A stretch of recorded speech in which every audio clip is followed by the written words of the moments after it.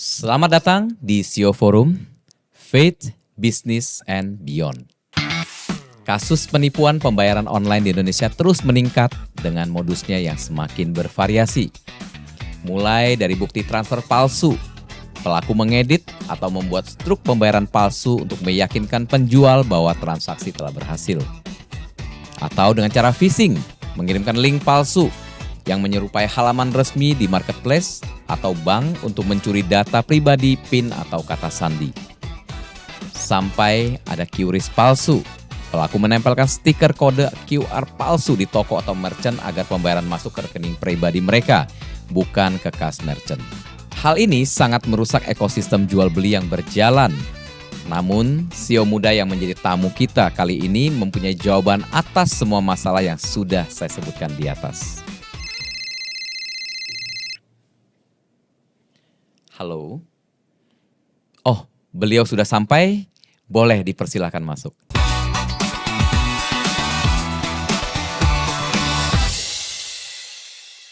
Oke, Pak Reza, thank you. Halo Pak Yohandi, gimana kabarnya Pak? Silakan duduk. Baik, Kabarnya terima luar kasih biasa. Terima kasih Pak Reza Gunawan, CEO Duitku ya, sudah mau hadir di CEO Forum kita kali ini Pak. Saya yang terima kasih Pak diundang ke sini Pak. Sama-sama Pak. Pak Reza, CEO dari Duitku, Pak. Sebelum kita mulai dari ke Duitkunya, boleh kita mulai dari suasana kecil Pak Reza. Boleh ceritakan seorang Pak Reza kecil seperti apa Pak? Oke Pak Yohandi, mungkin awalnya saya lahir dari keluarga yang biasa-biasa aja lah, nggak ada yang dibilang kaya raya atau terlalu miskin lah, nggak sesuai dengan beberapa teman-teman yang lainnya. Cuman memang saya lahir dari suatu keluarga yang berbasis Katolik yang cukup taat lah Pak. Orang tua memang Katolik, saya mulai sekolah di sekolahan Santa Ursula mulai dari TK hingga akhirnya saya pindah ke SMP dan SMP di Canisius Pak. Seperti itu. Kalau ditanya ya itu background saya punya 2 adik wanita, dua-duanya juga sekolah di Santa Ursula juga Pak. Oke, jadi di Jakarta ya Pak, memang lahir dan dibesarkan di Jakarta ya. Oke, nah orang tua pebisnis atau karyawan atau apa Pak? Ya orang tua pebisnis Pak. Mama memang bekerja sebagai kontraktor. Oh wow, wanita yang tangguh ya. Wanita yang tangguh, kontraktor biasa dia melakukan pembuatan rumah atau mungkin renovasi rumah. Sementara ayah itu memang dari sales, dia melakukan penjualan untuk mesin-mesin plastik Pak. Mesin plastik, mesin pengolahan plastik. Mesin untuk produksi plastik. Produksi barang-barang dalam bentuk plastik lah. Betul. Lalu akhirnya beralih ke industri financing. Di mana waktu itu papa jadi agent untuk salah satu perusahaan finance dari Jerman. Nah disitulah selain menjual mesin plastik, akhirnya menjual mesin plastik dengan pendanaannya dari itu. Wow keren sekali. Jadi memang one stop solution lah ya buat mereka yang butuh mesin tapi mungkin kesulitan di dalam pendanaannya Pak ya. Betul. Nilai-nilai apa Pak yang diajarkan oleh papa dan mama Pak? Oke, secara nilai satu hal yang mungkin saya bilang papa dan mama itu kalau ngomong iya, kalau ngomong enggak tuh enggak gitu. Itu satu hal yang mungkin jadi kekuatannya kita juga lah. Kadang ada beberapa orang kalau bilang saya mau ini, oh iya nanti dulu ya atau apa. Kalau papa bilangnya enggak, kalau bisa ya bisa seperti itu. Itu mungkin jadi kekuatannya kita juga. Ketegasan berarti ketegasannya Pak ya? Betul. Ketegasan bahwa untuk melakukan sesuatu kita make sure dulu lah. Ini kalau memang bisa jalan ya kita bilang jalan. Kalau nggak bisa ya bilang nggak bisa, seperti itu. Menarik sekali nih Pak ya. Jadi selain orang tua nih Pak Reza, ada satu tokoh mungkin ya, bisa jadi mungkin tokoh yang secara kehidupan langsung atau mungkin dari buku atau apapun yang Bapak sampai sekarang Bapak admire Pak. Sebelum saya having a company Pak, Duitku itu udah umurnya 17 tahun Pak tahun ini Pak. Wow. Jadi bukan Bukan startup lagi bukan startup ya. lagi Iya, sebenarnya. iya. Kita start dari tahun 2009. Oke. Sebelum itu saya masih menjadi pegawai di satu perusahaan bernama Intimedia, tapi kita menghandle projectnya Astra International, Pak. Oke. Dari situ saya melihat nilai-nilai yang cukup kuat dan saya pun mulai membaca bukunya Pak William Suryajaya, Pak. Oke. Nah itu mungkin jadi salah satu landasan saya Pak untuk berbuat bisnis lah. Iya, iya, iya. The Man of Honor ya The maksudnya Man of bukunya ya. Honor-nya, betul Ya. di situ. Oke, nilai apa yang Bapak lihat dari seorang Pak William yang mempengaruhi Pak Reza membangun bisnis? Oke. Satu hal integritas Pak, itu pasti Pak. Integritas, oke. Yang kedua yang kita nggak bisa pungkirin adalah bagaimana Pak Will itu bisa memikirkan orang lain dibandingkan memikirkan perusahaan atau dirinya. Itu satu hal yang mungkin harus nggak bisa semua bisnismen itu bisa melakukan itu. Yes, yes. Satu Berkorban kasus yang ya. paling besar itu kan mungkin kalau pernah dengar Iya. masalah Bank Suma ya. Iya, iya. Pak Will harus mengorbankan astranya demi anaknya dan juga orang-orang yang nabung di Bank Suma, Pak. Yes. Wow. Even saya dengar dari mantan CFO saya dulu namanya Pak Ray Kamal. Dia cerita waktu pas kasus Bank Suma itu berhasil untuk ditarik uangnya kembali, satu keluarga mereka itu pergi umroh bersama-sama Pak, seperti itu. Wow. Jadi kan itu suatu nilai yang bagus ya. Yes, yes. Gitu. Jadi mengorbankan bisa dibilang mungkin anak yang dia sudah bangun ya, namanya perusahaan Astra yang luar biasa ya untuk kepentingan orang banyak. Betul, betul. Oke. Nah, Pak, waktu muda, kan sekolah di Canisius juga ya. Iya, Pak. Terus kuliahnya di mana, Pak? Saya kuliah di Swiss German University, Pak. Oh, oke. Lokasinya di Serpong, Pak. Di Waktu Serpong, itu ya. saya S1 di sana. Oke. Saya S1 di sana 4 tahun ambil IT dan electricity, Pak. Jadi gelar saya 2 lah waktu itu. Oke. Jadi memang masih selaras lah dengan apa yang Bapak geluti sekarang ya, di IT juga ya, Pak ya. Betul. Oke, Pak, apakah orang-orang sudah bisa melihat Pak, menurut Pak Reza ya waktu itu mungkin, oh Pak Reza hari ini seperti ini ya wajar saja karena memang dari mudanya sudah disiplin atau dan seterusnya gitu ya. Iya. Atau kebalikannya, saya nggak nyangka loh Pak Reza seperti ini gitu. Boleh dibagikan Pak? Waduh, saya juga bingung Pak kalau Bapak bilang Gitu saya. ya. Awalnya saya pasti berpikir, saya nggak pernah berpikir untuk membuat perusahaan lah Pak. Oh oke. Saya tetap kerja, kita belajar dari mereka yang udah berpengalaman. Bekerja itu kan nggak cuma kita dapat uang, tapi kita Setuju. juga mencari pengalaman di sana. Setuju. Dan saya cukup beruntung, saya waktu itu bisa bekerja dan membantu untuk Astra International. Tapi memulai perusahaan saya itu juga nggak serta-merta saya mau bikin perusahaan gitu Pak. Iya. Sebenarnya itu lahir dari kekecewaan saya Pak. Oke. Karena di momen itu saya itu keterima S2 di Offenburg Universität Pak. Itu di Jerman. Oke. Saya senang, saya juga bicara ke teman-teman semua. Oke. Tapi ternyata saya nggak berhasil untuk berangkat Pak. Karena di waktu itu orang tua sedang mengalami masalah. Kita harus memberikan dana kurang lebih sekitar 8.000 sampai 11.000 euro zaman itu, saya rada lupa. Oke. Dan kita nggak sanggup untuk bayar itu Pak. Wow.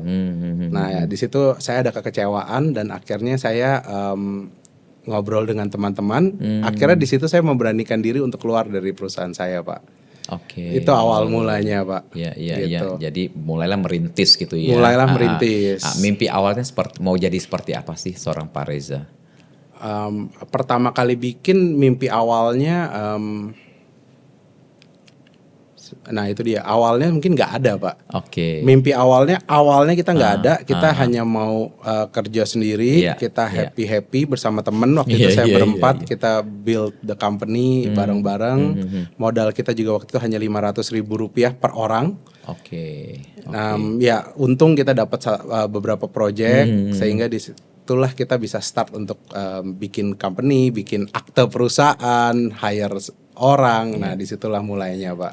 Hanya dengan modal 500 ribu 500.000 per rupiah orang. per orang. Berempat tadi ya. Berempat, Berempat betul. ya 2 juta ya. 2 Pak, ya. juta, betul. Oke. Artinya saya bisa simpulkan Bapak dapat project dulu nih baru bikin company atau gimana? Kita Pak? mulai pas pada saat bikin company itu kan sebenarnya kesepakatan antara Oke. kita berempat. Iya. Nah disitulah ya udah kita sepakat untuk taruh duit 500.000 semua Pak Oke, di situ. oke. Di situ kita mulai start bikin kartu nama, kita bikin apa. Iya, Saya waktu itu memang di divisi IT-nya, kita bikin website seperti itu. Oke. Baru pelan-pelan kita cari klien pertama kita, which is waktu itu saya bikinin aplikasi membership card system untuk salah satu mall di Indonesia, Pak. Oh, sudah langsung berani masuk ke mall ya Pak ya, sebuah Iya, perusahaan yang betul. baru dibangun Pak. Iya betul, Pak. Hebat sekali loh, 4 anak muda yang luar biasa ini ya. Nah, Pak Reza, 2009, berarti kan kurang lebih 17 tahun, yang Pak. Tahun lalu ini 17 ya, tahun betul ya. perusahaan. Itu kan lagi zamannya startup lagi hype juga, setahu saya harusnya baru mulai lah ya. Lebih baru tepatnya mulai. belum ada Belum ada informasi malah ya. startup di tahun itu, Pak. Oh, Sebenarnya. oke. Kita start layaknya perusahaan biasa, Pak. Oke. Startup itu benar-benar jalan tuh mungkin kalau saya lihat itu mungkin di 2012 2013-an. Oh, Pak. afternya ya. Afternya. After ya. Oke. Jadi Bapak benar-benar mulai itu benar-benar masih belum tahu lah model bisnis seperti apa. Belum Betul tahu, ya, Pak. ya. Belum tahu. Oke.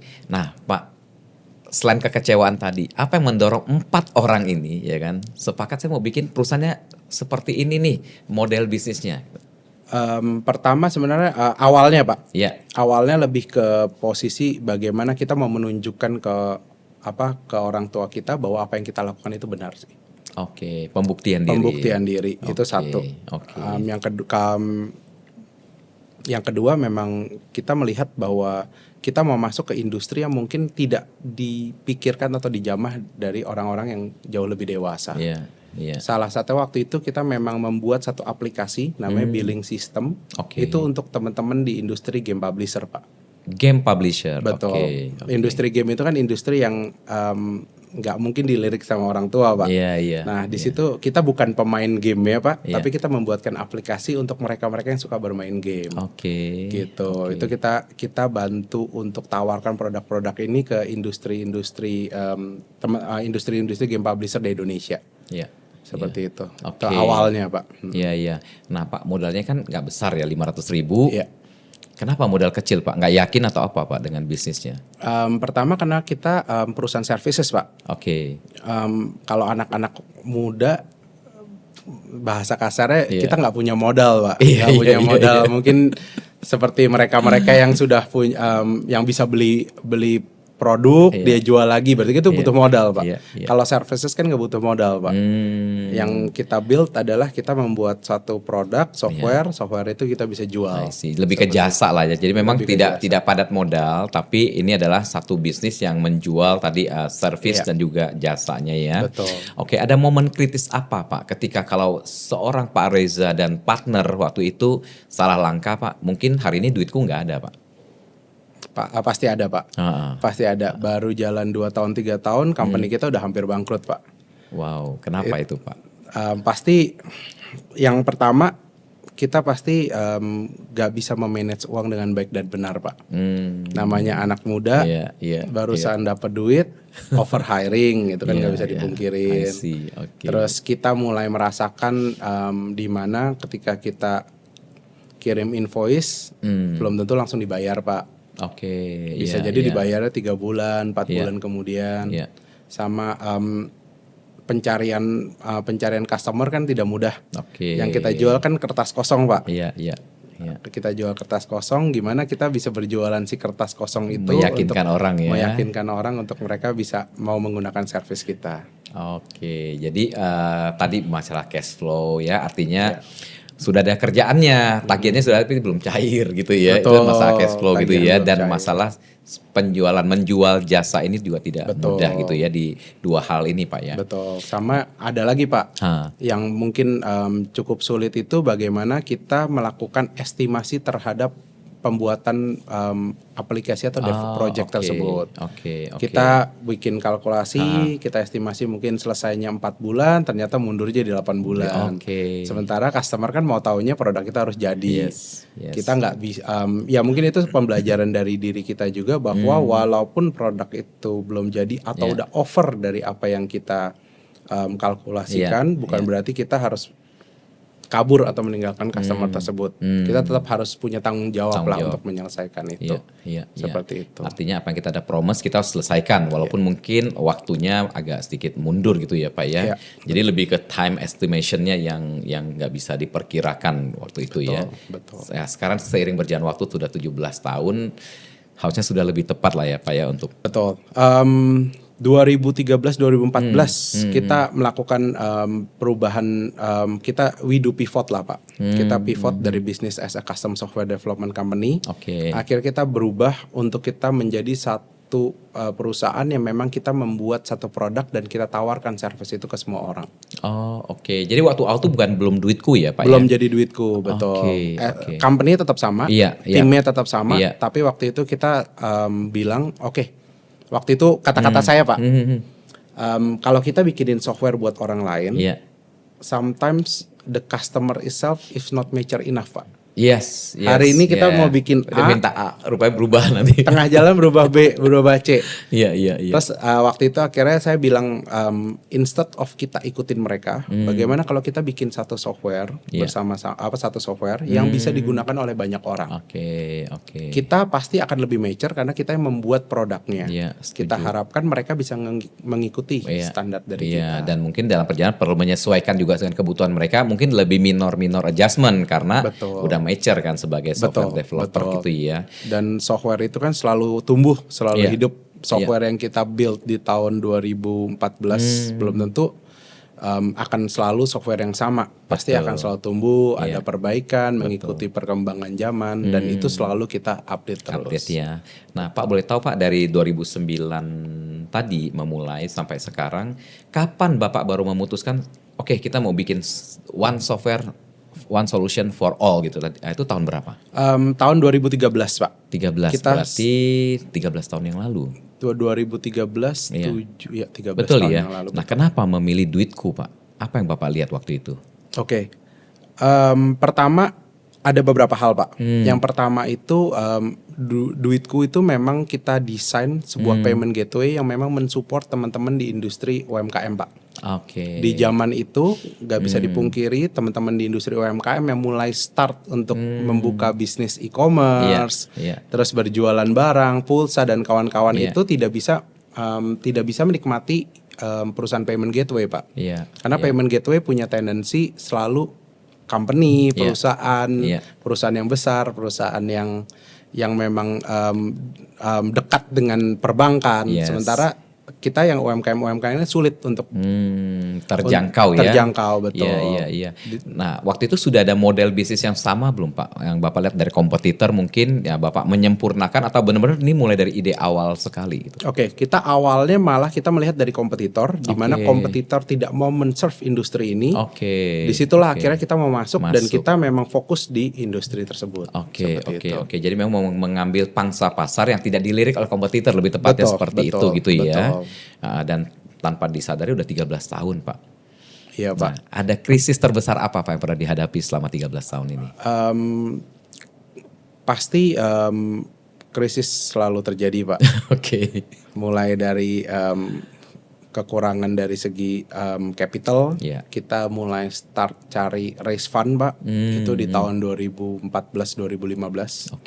Saya mulai bicara startup company lah waktu itu ya. Saya mulai ditinggalkan dengan founder-founder sebelumnya. Yang 4 orang. Yang 4 orang itu. Jadi mereka sudah kita sebutnya pasif lah di tempatnya di duitku. Saya akhirnya dapat partner baru yang kita sama-sama jalan bersama, mulai dari kuliah bareng, terus kita kerja di tempat yang sama juga, sampai sekarang jadi CTO-nya saya juga. Jadi sekarang dari 4 orang yang mulai tetap ada tapi pasif. Tetap ada. Nah yang pasif. tambah baru lagi berapa orang Pak ya? Untuk yang kita sebutnya co-foundernya lah ya, co-founder, itunya satu aja. Tapi kita juga dapat beberapa fund dari angel investor, dari venture capital juga. Dan akhirnya 2021 kita juga di acquire sama satu perusahaan dari Singapura, namanya Aspire Pak. Oke.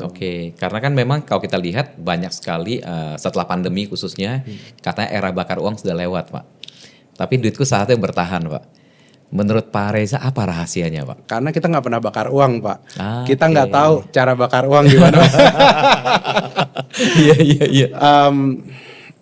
Maksudnya gini Pak, dari awal kita bikin bisnis, kita tahu bahwa bisnis itu harus menguntungkan Pak. Setuju. Itu dasar utamanya kita. Bisnis harus untung. Kalau bisnisnya nggak untung ya mungkin itu bukan klien kita Pak. Itu yang dulu kita pandang seperti itu. Sejalan dengan waktu kita baru mulai sadar kenapa sih kita harus bakar uang di situ. Cuman kita punya DNA-nya kita memang nggak punya tendensi untuk bakar uang di situ. Tapi lebih kepada memang how to make money di dalam bisnis ini sekaligus juga menjadi solusi buat mereka membutuhkan solusi dari Duitku ini gitu ya. Oke. Nah Pak, pelajaran terbesar apa Pak yang Bapak jalani selama 17 tahun nih bersama Duitku gitu ya, dari awal jasa services company menjadi sekarang platform lebih tepatnya kali platform payment gateway gitu ya Pak ya, yang nggak bisa dipelajari di buku atau seminar manapun Pak? Yang pertama sih kita harus punya tulang yang kuat ya Pak. Apa itu maksud jangan pernah menyerah Pak. Jangan pernah menyerah. Jatuh bangun itu mungkin satu hal yang normal ketika saya mencoba membawa Duitku sampai seperti ini Pak. Kita nggak tahu di depan itu akan seperti apa. Kita mungkin pernah kita merasakan kita harus berurusan dengan hukum. Kita juga merasakan ditinggal oleh investor kita. Kita juga pernah merasakan ditinggal oleh tim kita, atau kita meninggalkan tim kita juga. Tapi yang pasti jangan pernah menyerah, itu satu sih Pak. Sangat menarik. Nah Pak, sekarang saya tertarik dengan namanya bersinggungan dengan hukum Pak. Baik. Boleh ceritakan lebih spesifik Pak, apa kejadiannya dan bagaimana itu akhirnya bisa diselesaikan dengan baik? Yang paling penting as a industry payment gateway itu kita hanya bisa melakukan KYC terhadap merchant-merchant yang menggunakan produknya Duitku Pak. Apa yang dilakukan oleh merchant itu kan kita nggak tahu Pak. Iya betul. Dipergunakan untuk apa gitu istilahnya. Betul. Ketika ada suatu transaksi yang masuk ke pencucian uang, money laundering, otomatis dana kita itu masuk ke dalam satu jalurnya di situ kan. Terkait lah istilahnya ya. Pasti terkait. Nah di situ ya semua juga pasti takut ya Pak ya. Apalagi pengalaman pertama itu juga pasti cukup menakutkan. Ya kita akhirnya kita coba maju, kita coba maju sendiri, kita coba tunjukkan produk kita seperti apa dan bagaimana bukannya kita sebagai supporting system untuk si pelaku, tapi bagaimana kita harus bisa membantu si aparat hukumnya untuk membantu menyelesaikan kasus yang terjadi. Setuju. Itu awalnya seperti itu Pak. Awalnya juga takut, deg-degan, cuman ya kita harus merubah lah mindset di kita bahwa memang kita itu memang dipanggil untuk membantu, bukannya kita itu dipanggil untuk menjadi salah. Sebagai warga negara yang baik lah ya, taat kepada hukum, ya tentunya membantu para aparat untuk menyelesaikan masalah-masalah itu ya. Kembali sedikit Pak mengenai Duitku, bagaimana sih seorang Pak Reza membaca peluang Pak yang orang lain belum tentu lihat waktu itu? Peluang bisa dilihat dari beberapa hal Pak, tapi memang waktu itu pada saat kita membuat bisnis si payment gateway Duitku ini Pak, kita memang ngelihat dari apa yang saya alamin. Saya ingin berkoneksi dengan perbankan, berkoneksi dengan teman-teman di industri payment gateway, tapi susah buat saya bisa connect dengan mereka waktu itu. Nah disitulah akhirnya saya melihat bahwa wah ini nggak mungkin cuman saya doang yang mengalami Iya, masalah seperti itu. Nah disitulah akhirnya kita coba bikin produk ini, dan disitulah kita coba tawarkan ke mereka-mereka yang memang membutuhkan payment gateway di zaman itu, Pak. Oke, artinya mulai dari masalah pribadi ya Pak ya, dan itu Iya, akhirnya malah menjadi bisnis yang Bapak kerjakan Betul. sampai hari ini. Betul. Luar biasa Pak, dan saya percaya Pak bahwa ketika kita ngobrol begini Pak ya, selain tentunya cara mengambil keputusan atau sesuatu yang Bapak pelajari dari mungkin pelajaran kehidupan ataupun dari sekolah ataupun kuliah gitu ya Pak ya, tapi ada satu dimensi yang nggak bisa dilewatkan Pak. Kita bicara mengenai iman ya Pak ya, sebagai fondasi dari semua yang kita bagikan hari ini. Kita masuk lebih dalam lagi Pak. Kapan sih iman dari seorang Pak Reza itu benar-benar menjadi personal, bukan sesuatu cerita dari orang tua, dan itu adalah menjadi rutinitas dari Bapak saat ini? Iya Pak, mungkin saya bisa share sedikit Pak. Yeah. Saya mengalami sedikit, mungkin banyak perubahan berpikir bagaimana bisnis biasanya dengan bisnis berdasarkan imam itu pada saat saya ikut ke suatu camp Pak, namanya camp KBC atau Kingdom Business Community Pak. Nah di situ saya belajar Pak, bagaimana kalau kita ngomong bikin bisnis, kita selalu punya mindset, ya udah pokoknya terjang terus, hajar terus. Tapi kita nggak punya suatu landasan yang kuat, Pak, ketika kita melakukan itu. Kita pokoknya jalan terus. Nah di sana itu saya diajarkan, dan bahkan di momen itu waktu itu saya cukup kayak semacam sedih dan nangis bahwa yang saya lakukan itu ternyata salah. Gitu. Saya melakukan itu salah, dan ketika kita do something kita harus punya value yang ada dulu. Jangan kita cuma jalan tanpa ada value, tanpa ada landasan yang kuat. Kalau kita nggak punya value dan landasan yang kuat, ketika di tengah jalan kita menghadapi suatu badai, otomatis kita pasti akan either kita retreat, kabur, ya kan, atau ya udah kita stop di sana seperti itu. Nah kalau kita memang udah punya value tersebut, kita memang tetap jaga value-nya. Ketika kita menghadapi sesuatu ataupun menghadapi itu kan mungkin momennya kita momen yang buruk lah, kita menghadapi, kita menang atau kalah gitu. Tapi ada momen dimana ketika kita udah di posisi di atas, tapi kita nggak punya value, kita akan hilang Pak arahannya. Nah itulah kenapa value itu selalu ada. Di situ saya diajarkan hingga sampai saat ini pun, ketika kita making a business, kita harus ingat terhadap value-value tersebut. Value kenapa sih kita bikin perusahaan ini? Value kenapa sih kenapa kita punya perusahaan ini, dan bagaimana kita bisa mencapai sini, seperti itu. Karena kalau kita udah melupakan value-nya, sometimes kita juga melupakan siapa yang membantu kita untuk mensupport sampai sekarang. Seperti tadi saya bilang, teman-teman di industri, teman-teman UMKM itu adalah mereka yang mensupport kita sampai saat ini Pak. Kalau misalnya kita somehow kita menganggap teman-teman UMKM nggak punya transaksi atau apa, kita udah lupa value-nya, ya kita hilang. Itu kan fondasi kita. Makanya sampai sekarang Duitku selalu bilang kita selalu mensupport teman-teman UMKM, karena itu adalah awal atau value kita untuk berada di sini. Di tahun berapa menyadari itu Pak? Mungkin sekitar 2012-2013 kali. Jadi sebelum Duitku berdiri sebelum dong justru Duitku dong. Berdiri, Jadi sebelum Duitku berdiri 2012 lah tadi ikut. 2003, mungkin sekitar 2014-2015an kurang lebih. 1-2 tahun setelah Duitku berdiri ya. Betul. Nah, apa yang Bapak sadari salah sebelum Bapak mengikuti ini nih Pak? Ya gimana ya Pak? Kita kan dari dulu untuk kita bikin bisnis itu kita harus tahu titik equilibrium ya Pak. Ketika kalau kita jual barang, kita beli barang 1.000, kita jual 1.200, itu jadi margin kita 200 perak Pak. Building platform, building payment gateway itu kita harus build software-nya dulu.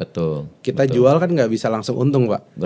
Jualnya receh Pak, untungnya 100 perak, 200 perak seperti itu kan. Nah disitulah momen dimana kita harus, disitu momen dimana kita ada rasa ketakutannya Pak.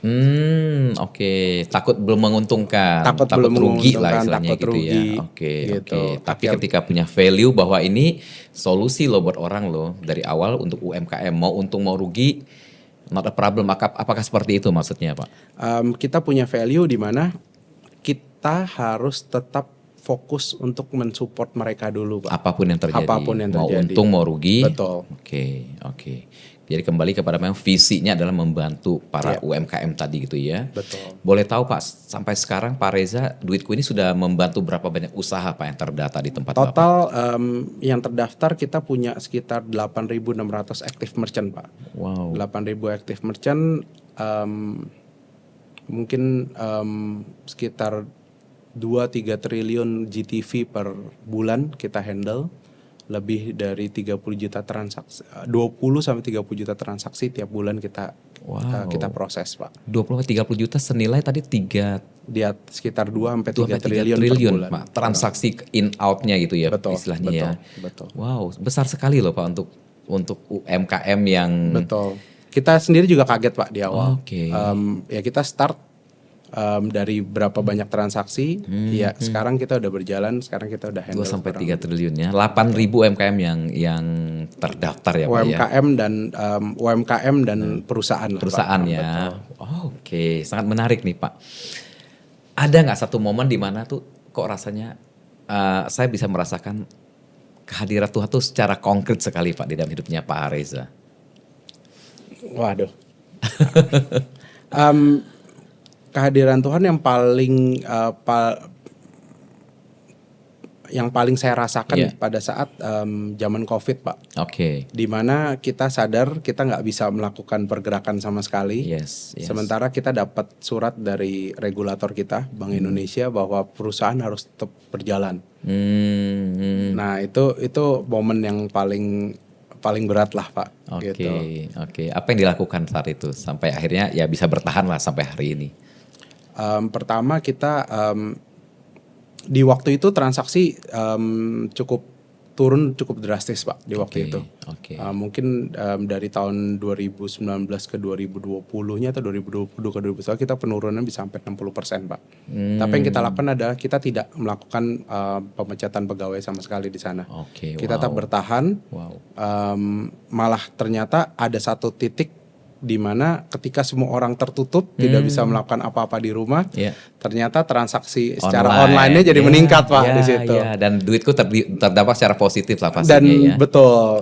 Coba kalau di momen tersebut kita langsung cepat-cepat kita stopin, atau kita coba mengurangi pegawai seperti yang terjadi, mungkin kita nggak bisa catch that moment, Pak. Nah itu momen di mana saya dan beberapa shareholder juga cukup pusing, stres. Ya kita akhirnya kita coba melihat juga. Ya itu, Pak, kita nggak boleh cuman ngelihat dari sisi untung juga. Bikin bisnis kan kadang harus ada naik dan harus ada kadang turun. Mungkin disitulah momen dimana kita juga harus menghargai tim kita juga. Nggak bisa serta merta kita harus kita harus pecat mereka hanya untuk kepentingan suatu perusahaan. Terkadang perusahaan juga harus turun dulu, dan ya itu yang menjadi salah satu keteguhan imannya kita juga sih, Pak, untuk melakukan decision itu. Dan secara langsung mungkin pengaruh dari seorang Om William tadi, buku yang dibaca itu juga mungkin ada di dalam pengambilan keputusan itu gitu. Bagaimana rela berkorban secara individu tapi untuk kepentingan lebih banyak orang, dalam hal ini karyawannya Pak Reza gitu ya. Nah Pak, pernah nggak Pak ketika di saat dimana ada satu momen gitu ya, ada satu peluang bisnis yang secara logika tuh di atas kertas wah ini cuan banget nih ya kan, tapi di dalam sini mengatakan bahwa jangan gitu loh, jangan diambil. Nah bisa dibagikan, Pak? Waktu pas zamannya startup booming itu, Pak, nggak bisa dipungkirin kan. Semua bisnis kan kita iri, Pak, ngelihat mereka yang transaksinya tiba-tiba naiknya kencang sekali. Kita juga harus sementara kita tahu wah mereka kayaknya nge-serve apapun semua diambil, sementara kita yang kayaknya udah segitu lama kok gitu-gitu jadi begitu aja gitu. Ya kayak ekspansi gitu ya. Kayak ekspansi gitu. Itu pasti ada sih, Pak. Godaan-godaan untuk godaan-godaan untuk kesana, godaan-godaan untuk kita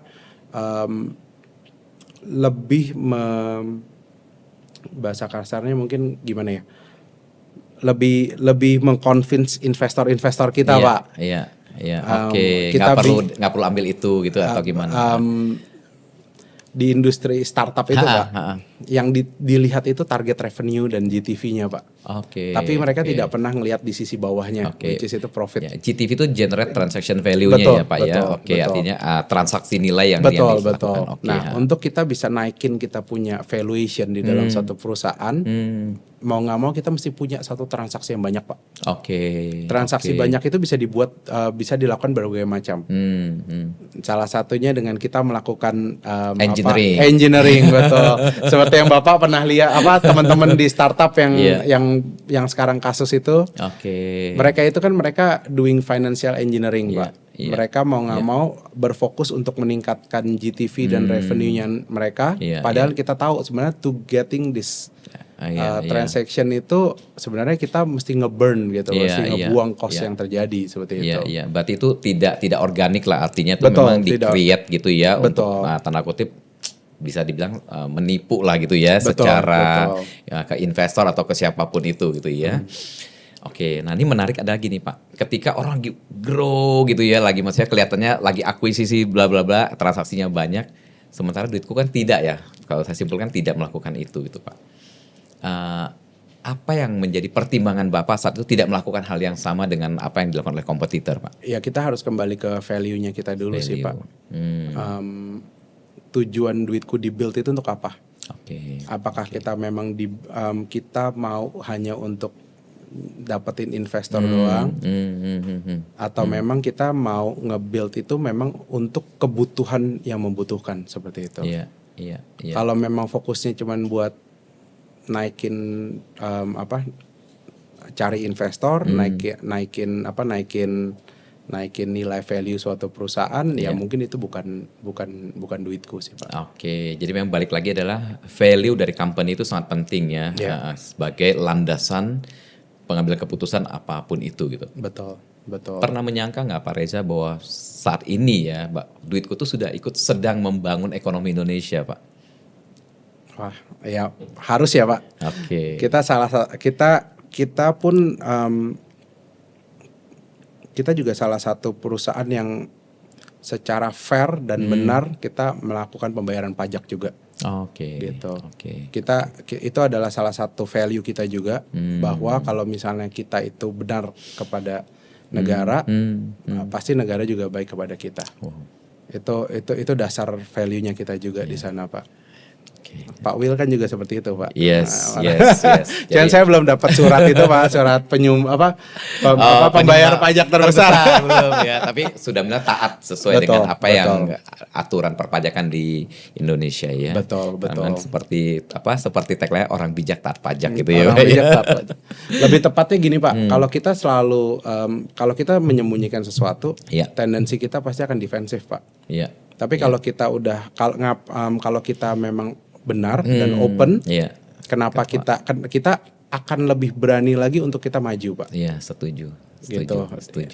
Kata-katanya di situ mungkin kali ya. Transparan ya, Pak ya. Transparan. Seperti tadi pintu masuk kan ada tuh kata-kata transparansi. Ya harus transparansi ya. Pak Reza boleh share di luar bisnis, Pak. Ada komunitas-komunitas apa yang Bapak terlibat di dalamnya, Pak? Oke. Pertama saya masuk saya berkenalan dengan FGBMF itu pada saat saya menjadi anggota di BNI Altitude Pak. Oh oke. Suatu komunitas bisnis network internasional di mana saya ketemu banyak teman-teman yang mereka having a business. Mereka punya satu komunitas untuk saling mereferalkan produk-produk orang lain ke orang lain. Jadi konsepnya bukan cuman commission based model, tapi bagaimana referral based model itu terbentuk seperti itu. Selain itu ketika saya di duitku sendiri, saya juga masuk ke beberapa asosiasi. Saya cukup tertarik di asosiasi blockchain Indonesia, Pak. Saya cukup tertarik dengan industri blockchain. Saya mencoba mendalami lebih banyak di sana. Itu sesuai dengan bisnis gitu ya. Nah, tadi kan menyinggung FGBMFI Pak. Bagaimana kesan-kesan Bapak mengenai komunitas FGBMFI ini Pak? Waduh, mungkin ini saya kemarin sempat bilang Pak waktu pas saya jadi pembicara di salah satu event FGBMFI. Kalau saya tahu FGBMFI sebelum jauh sebelum Iya, saya sekarang. Mungkin waktu saya jadi hustlernya di sana itu mungkin bisa diperdekat Pak. Gitu ya, lebih Iya. lebih menghindari tanda Lebih kutip menghindari masalah-masalah waktunya, barrier-barriernya, karena kan kita dulu masih belum tahu apa-apa. Iya, Nah iya. di FGBMFI itu memang diajarkan atau diperkenalkan dengan mereka-mereka yang sudah berhasil Pak. Iya. Kayak contoh case-nya adalah saya mau pergi ke Cempaka Putih, kasar seperti itu. Iya. Kalau kita nggak ada yang nuntun kita, Iya. buat Bapak butuh berapa jam Pak untuk menuju ke sana. Iya, Tapi iya. kalau ada yang nuntun, ada yang ngingetin kita, nah itu memungkinkan dari waktu mempercepat proses. Yes. Yang kedua koneksi Pak. Koneksi itu nggak bisa serta merta langsung Bapak dapatkan saat itu juga Pak. Iya, betul. Betul. Bapak kenal sama saya, tahu sama saya, at least kita harus punya waktu dulu untuk ketemu, harus punya positioning dulu, siapa saya, siapa Bapak, baru kita bisa cepat untuk connect. Tapi kalau kita masih awal building this connection kan nggak gampang gitu. Betul. Nah, FGBMFI itu bisa jadi wadah untuk mempertemukan mereka yang memang starting the business dan mereka-mereka yang sudah mature dalam bisnisnya dan memang mau membantu orang-orang. Karena semakin besar perusahaannya, semakin mature suatu perusahaan, rata-rata dari segi ownernya juga mereka memang punya tendensi untuk mengajar. Mengajar itu bukan paksaan, mengajar itu malah dari diri yang timbul untuk gitu ya. Iya, mau mentoring lah mereka yang itu gitu ya. Betul. Pak Reza, boleh cerita seberapa besar sih menurut Bapak ya dampak komunitas khususnya untuk kehidupan Bapak pribadi maupun dalam hal bisnis, Pak? Kita start the business pasti ketika kita support teman-teman UMKM nggak bisa dipungkirin kita dibantu oleh komunitas mereka. Iya, setuju. Komunitas kita berani ketemu dengan komunitas penjual pulsa. Sebutan dulu PPOB, Payment Point on Bank, itu semacam kayak komunitas mereka yang menjual pulsa, menjual voucher game. Mereka itu start dari mereka punya tokonya kecil-kecil, punya aplikasi sendiri, punya website sendiri. Itu kita ketemu dengan mereka dari komunitas itu. Di situ akhirnya mereka daftar di kita bantu mereka berjualan. Tanpa mereka kita mungkin bisa berdiri sampai sekarang. Kita waktu itu bertemu dengan pembuat aplikasi untuk internet service provider. ISP. Betul. Kita kalau ngelihat ISP itu kan selalu ngelihat ISP yang big brand, ya kan. Tapi ternyata di daerah-daerah itu banyak ISP atau RT RW net yang memang mereka itu butuh sebuah payment gitu. Mereka hanya menghandle untuk mungkin 1-2 desa atau mungkin hanya daerah kecamatan tersebut. Nah, tanpa mereka yang akhirnya menggunakan kita dan mereka yang memperkenalkan duitku ke tempat yang lain. Iya, komunitas-komunitas mereka lagi ya. Komunitas hosting company. Hosting company mungkin kalau FGBMFI punya aplikasi, Bapak pasti akan menyimpan aplikasi Bapak di hosting. Nah, kita juga ketemu dengan komunitas hosting. Mereka komunitas hosting, kita coba ikutin mereka kebutuhan mereka apa. Salah satunya waktu itu kita harus punya satu plugin untuk bisa terkoneksi dengan aplikasi open source-nya mereka. Nah, di situ kita kerjakan. Dan akhirnya mereka banyak yang pakai kita. Banyak produk-produk kita yang di-mature-kan oleh teman-teman komunitas juga, Pak. Iya. Bapak bikin sesuatu bisa jadi belum 100% sesuai dengan kebutuhan mereka. Mereka kirim keluhan, kirim pertanyaan, meminta kita untuk merubah. Itu kita belajar dari mereka juga. Gitu. Jadi banyak sekali komunitas yang mensupport, artinya ya saling inilah simbiosis mutualisme. Artinya mereka membutuhkan jasa Pak Reza. Di satu sisi Pak Reza juga mendapatkan menyempurnakan lah lebih tepatnya platformnya Bapak untuk kebutuhan mereka gitu ya. Nah, di luar sana Bapak dengar lagi komunitas apa sih yang Bapak kayak perlu masuk tapi belum terjangkau gitu. Ada nggak?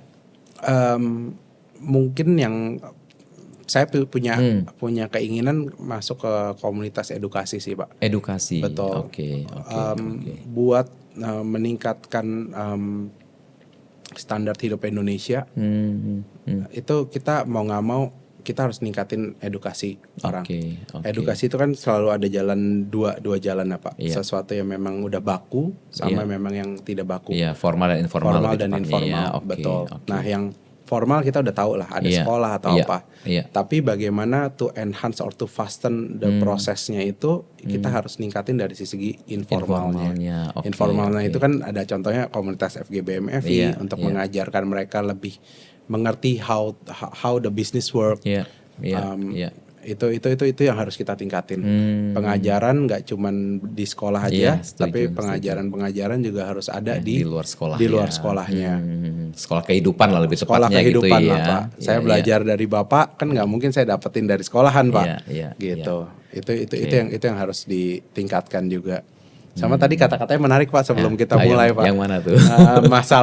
Masalah apa menjadi pembicara untuk semuanya gitu kan. Lebih baik berani untuk berbicara supaya meningkatkan jumlah informasi yang baik karena informasi yang buruk informasi yang buruk kan ini informasi yang buruk itu terlalu banyak yang beredar. Betul. Seperti itu. Kita harus counter mereka ya. Harus counter salah satu tujuan podcast ini salah satunya itu untuk membangkitkan mereka-mereka yang takut untuk berbicara padahal mereka berdiri di atas kebenaran tapi memilih untuk tidak berbicara sementara yang kurang benar ini malah yang tampil terus gitu loh ya kan. Ya, itu tujuannya sih Pak. Ya, saatnya thank you banget Pak Reza mau hadir di podcast ini di CEO Forum itu berbagi. Thank you juga Pak. Itu kata-kata itu berat banget tuh Pak. Nah, gitu itu yang menguatkan saya untuk berani nih Pak. Untuk Thank you banget loh Pak. Pak. Nah jadi Full Gospel tadi Bapak lihat memang ini sesuatu yang luar biasa Pak. Nah dari segi Bapak ada nggak Pak? Bapak melihat bahwa apa yang bisa dikembangkan lagi Pak dari Full Gospel ini supaya bisa menjangkau lebih banyak orang-orang lagi untuk mereka bisa belajar atau terlibat aktif di dalam komunitas ini Pak? Saya ngelihat kalau semuanya itu terlalu besar akan sulit untuk berjalan Pak. Nah Full Gospel ini kan bagus nih Pak. Mereka itu pakai sebutannya apa ya? Chapter. Nah sebaik mungkin kita harus mengajak si chapter ini untuk gak cuman saya dapatnya apa. Tapi kita harus membuat sesuatu yang apa yang bisa kita berikan buat orang lainnya.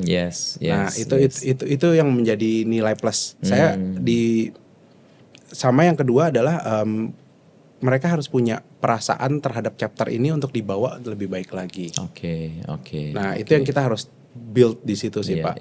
Berarti ada dua hal saya bacanya ya. Satu adalah bagaimana punya mentalitas yang berbeda, bukan mendapatkan tapi memberikan apa ke dalam chapter. Kedua sense of belonging atau sense of ownership ya, bagaimana saya mau bawa kemana nih chapter gitu ya. Betul. Karena gini Pak,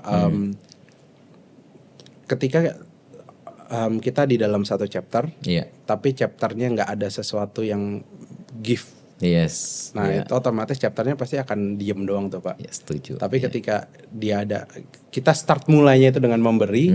Nah disitulah sebenarnya yang lain akan mengenal chapter tersebut dan mereka akan mau mensupport. Seperti itu. Setuju. Thank you Pak. Nah ini mulai ke ujung-ujung dari CEO Forum kita. Saya minum boleh Pak? Silakan Pak Reza. Ya. Nah Pak Reza ingin dikenang sebagai apa Pak? Bukan di industri Pak, tapi oleh orang yang paling Bapak cintai. Saya ingin menjadi seorang ayah yang baik untuk anak-anak saya lah Pak. Itu satu. Sama saya ingin memberikan yang terbaik untuk semua yang bekerja atau berhubungan dengan saya. Saya mau menjadikan contoh yang benar. Seorang CEO atau seorang owner yang benar pasti menjadikan kekuatan buat semua tim atau pegawai di bawahnya untuk berlaku yang benar. Kalau kita nggak benar, pasti tim dan pegawai kita juga nggak akan benar. Mereka pasti akan melihat, wah bosnya aja seperti ini, ya berarti saya nggak ada masalah seperti ini. Tapi kalau kita benar, ya mereka akan bekerja dan punya value yang lebih baik juga. Yes, jadi leading by example ya Pak ya, Leading by kasih contoh example. yang terbaik buat Yeah. mereka ya. Oke, dan jadi seorang ayah yang baik pastinya Iya, buat harus anak-anak. jadi ayah yang Anak baik. kembar ya Pak ya. Anak kembar ya Pak. Iya. Nah Pak Reza, di CEO Forum ini kita ada komunitas namanya Future Heroes Pak, yaitu mereka member-member Full Gospel yang mulai merintis lah ya, anak-anak muda yang merintis bisnisnya. Mereka selalu bertanya Pak gitu ya. Setiap tamu dia titip pertanyaan seperti ini Pak. Untuk baru mau mulai bisnis Pak, khususnya di industri seperti yang Bapak tekuni saat ini, di industri kita sebutnya mungkin fintech ya Pak ya, bisnis fintech. Satu hal yang paling penting Pak, tapi juga sering diremehkan Pak. Apa itu Pak? Oke. Ini story juga Pak. Di industri yang memang penuh dengan regulasi, Iya. ada baiknya untuk kita tidak melupakan regulasi Pak. Oke. Ini saya juga berasa ketika Iya. saya start di industri payment gateway ini Pak. Iya. Pertama kali kita bikin nggak pernah kepikiran tuh Pak izin tuh Iya, apa, iya. regulasi seperti apa. Iya. Tapi kita baru sadar ketika kita semakin besar, Besar, yes. izin atau kita comply dengan regulator itu bukan untuk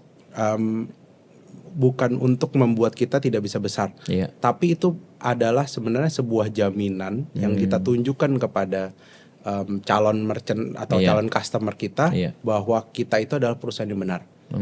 Seringkali banyak perusahaan di awal mereka Iya. selalu ngelihat, aduh ngapain nih ngurusin izin, Iya. ngurusin regulasi, ngapain sih ambil PCI DSS, ngapain sih ambil ISO seperti itu. Iya. Udah yang penting kita jalan dulu. Jalan dulu, Tapi itu yes. salah. Sebenarnya itu adalah tools untuk mengconvince mereka terhadap perusahaan kita. Iya. Bapak akan lebih percaya untuk taruh duit di perusahaan yang memang Bapak udah tahu itu perusahaan benar kan. Iya. Iya. Dibandingin yang Bapak jelas ya. belum jelas. Iya. Bapak tahu bahwa itu udah diregulasi oleh Bank Indonesia, diregulasi oleh OJK. yes. Nah, sometimes itu hal yang mungkin suka dilupakan. Nah, kayak mungkin buat teman-teman di Iya.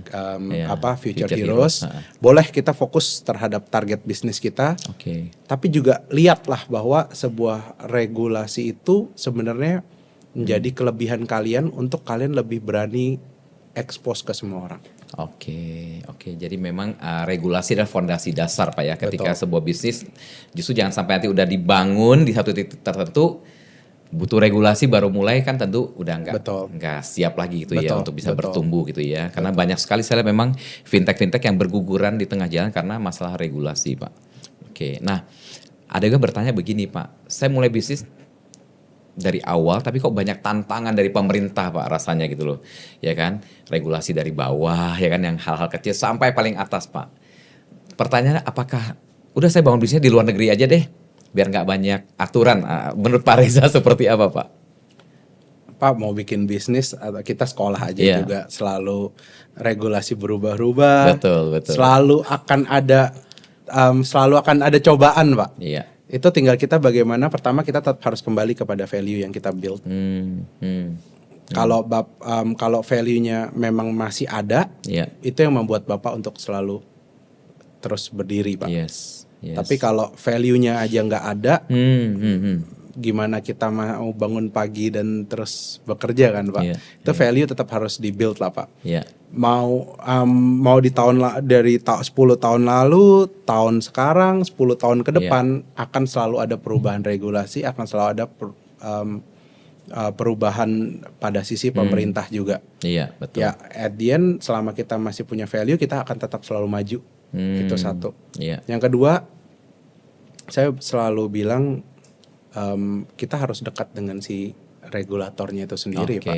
Oke. Dekat tuh bukan berarti kita datengin Iya, mereka ya iya, Pak, tapi iya. dekat dalam pengertian kita harus mencari nilai positif dengan adanya regulasi tersebut. Oke. Ganti pemerintahan, ganti kekuasaan itu beda-beda juga loh Pak resultnya. Iya. Bukan berarti mereka ada yang satu benar yang satu salah. Iya. Tapi kita harus mencari tipikal pemerintah kita, tipikal regulatornya ini seperti apa. Iya. Nah disitulah kita belajar terhadap tipikal itu dan kita bisa fokus mencari celah di sisi sananya. Iya. Gitu. Karena kalau kita against the regulator, malah kita yang capek, Pak. Lebih baik kita ikutin regulasi, baru kita lihat yang mana nih yang mungkin bisa kita masukin. Yes. Seperti itu. Oke, thank you Pak. Berikutnya lagi Pak, pertanyaan berikutnya. Boleh, Pak. Ada pertanyaan begini Pak. Seberapa optimis Pak seorang Pak Reza melihat ekonomi Indonesia ke depan Pak dengan situasi kondisi yang ada saat ini? Waduh, berat juga nih, Pak. Jujur kita deg-degan juga sih. Oke. Deg-degan dalam pengertian kita sendiri juga masih ada merasa ada sisi uncertainty-nya. Tapi satu hal yang kita lihat, apa yang dilakukan ini mungkin baik. Oke. Ya udah kita coba jalanin aja. Toh kenaikan US dollar, terus penurunan harga saham. Kalau kita selalu ngelihat sudut pandangnya negatif terus, akhirnya kita nggak jalan, Pak. Benar kan, Pak? Iya, benar. Tapi ya udah kita lihat dengan kenaikan US dollar bukannya jadi suatu hal yang menarik kalau kita bisa fokus di produksi ekspor. Yes. Ya kan, yang dulu jual harga dolar zaman 2021 saya ingat tuh waktu pas awal-awal kita harga dolar masih 14.600. Sekarang udah 18.000. 18.000-an ya. Ya kalau kita ngimpor kita stres juga kan, Pak. Iya, tapi kalau kita lihat di sudut pandang kalau kita ekspor barang mungkin itu jadi nilai bisa jadi surplus ya kan. Terus pemerintah kita kan at this moment, ini nggak tahu nih Pak salah apa benar, mungkin di-cut juga. Iya nggak apa-apa. Nggak, ini point of view dari seorang Pak Reza, nggak apa-apa. Kan sosialis. Iya. Kebijakan-kebijakan yang sosialis itu berarti kita bisa ngelihat tendensinya ke arah mana. Berarti mungkin akan diutamakan ke produk-produk yang sifatnya produk-produk yang sifatnya memang bisa digunakan oleh banyak orang. Contohnya misalnya produk yang sifatnya, contohnya makan berarti kan industri di makanan itu pasti akan ditingkatkan. Kita harus bisa swasembada pangan. Berarti kalau Bapak starting the industry di swasembada pangan itu kan sebenarnya bakal dapat support yang kuat. Terus contohnya kalau misalnya industri yang memang sifatnya kayak Gojek gini lah. Dalam pengertian dengan industri konsep sosialis ini berarti si pemegang platform itu pasti marginnya harus dikecilkan. Berarti mereka itu bisa dapat margin yang lebih gede buat yang bekerja di bawah. Gitu. Nah, itu mungkin bisa kita lihat lah posisinya ke arah mana. Bukan berarti benar ya, Pak, tapi maksudnya kita coba membaca aja arahnya ke sisi yang mana. Artinya kita coba tetap melihat sesuatu yang baik lah di balik setiap kebijakan ataupun situasi kondisi yang di luar kontrol kita gitu. Ya, Pak Reza ya. Oke. Nah, Pak Reza, satu hal, Pak. Misalnya seandainya Bapak bisa kembali ke masa lalu di awal-awal memulai bisnis, Pak. Apa satu hal yang Bapak pengen rubah, Pak? Dari Duitku atau mungkin company yang Bapak mau bangun ini? Waduh, banyak banget Pak yang mau dirubah. Tapi nggak apa-apa Pak, kita tungguin Pak. Nggak lah Pak. Mungkin gini sih, bukan mau dirubah lah, tapi mungkin dipercepat kali ya. Yang pertama itu adalah kalau bisa saya bisa lebih cepat mengenal suatu komunitas. Karena menurut saya yaitu saya banyak belajar, saya banyak diajarkan dari si teman-teman dalam community ini. Oke. Dan hal ini tadi FGBMFI Pak yang Bapak kalau bisa kenal lebih awal ya. Betul. Kalau saya mungkin kenal FGBMFI lebih cepat, pasti mungkin waktu yang saya gunakan untuk bisa sampai sekarang bisa jadi lebih dipercepat. Itu yang mungkin saya bilang. Makanya nggak usah takut untuk join komunitas. Gak setiap komunitas cocok buat kalian. Setuju. Tapi at least kita jangan pernah say no dulu untuk kita belum masuk ke dalam sih. Gabung dulu aja. Coba lihat pertumbuhannya lah ya. Ikut juga. Lebih baik kita open dulu mendengar dibanding idealis kita yang terlalu kadang kan kita mendengarkan sesuatu terlalu ini banget kan, idealis kita, wah ini nggak cocok atau apa gitu kan. Lebih baik kita ikutin dulu, kita dengerin, ada beberapa hal baik di sana. Mungkin ada satu momen yang klop atau tepat, atau mungkin ada mentor yang mereka punya satu kesamaan ketika berbicara. Nah itu mungkin itu bisa jadi ngebikin kita untuk enhance atau fasten the process juga. Jadi open heart, open mind gitu ya, untuk masuk ke dalam mind. situ ya. Pak, kita sudah di ujung nih Pak, ya kan? Oke. Ada satu closing statement mungkin atau pesan-pesan Pak buat mereka mendengarkan CEO Forum kita di episode kali ini.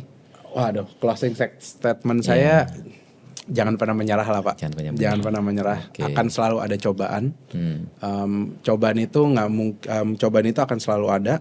Semakin lama akan semakin berat. Tapi itu yang membuat kita semakin kuat. Iya. Ketika kita telah menyelesaikan cobaan tersebut, disitulah kita akan semakin mature, semakin lebih mengerti apa yang terjadi, semakin membuat kita kuat seperti itu.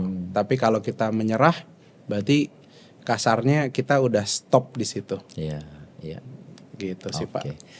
Pak Reza, thank you buat waktunya ya, sudah berbagi di CEO Forum ini. Saya pasti yakin sekali semua yang menyaksikan CEO Forum ini atau mendengarkan pasti sangat diberkati oleh sharingnya Pak Reza ya. Terima kasih Pak Semua Yohandi. wisdom, experience, knowledge semuanya sudah Bapak bagikan di edisi kali ini Pak ya. Baik. Dan satu hal untuk para pemirsa yang menyaksikan CEO Forum kita kali ini ya, apapun yang menjadi challenge Anda, pesan Pak Reza, tetap bergerak, tetap berjalan ya. Situasi kondisi di luar sana mungkin tidak selalu sesuai dengan harapan kita, ada banyak tantangan yang akan kita alami, tapi terus bergerak karena ketika kita menyerah sama dengan kita sudah selesai, kita tidak pernah maju ya. Tapi ketika kita bisa menyelesaikannya, maka disitulah kita bisa melihat ada sebuah pengharapan, ada sebuah secercah harapan dan mungkin itulah titik impian kita akan kita raih. Jadi jangan pernah menyerah dan terus bergerak. Sampai ketemu di CEO Forum berikutnya.